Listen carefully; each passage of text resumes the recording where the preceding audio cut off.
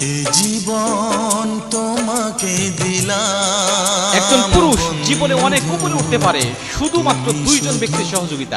একটা হলো তার জনম বন্ধু, তুমি শুধু ভালোবাসা দিও।